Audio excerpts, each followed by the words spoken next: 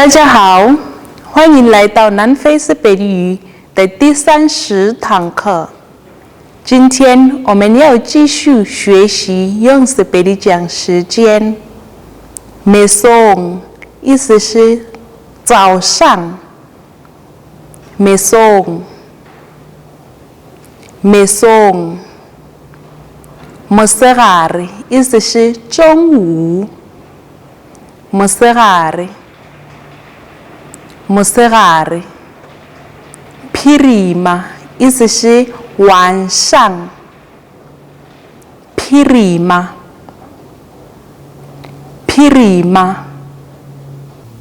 Vuxero 意思是深夜。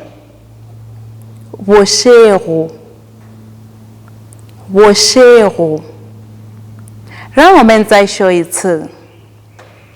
Mesong Motshegare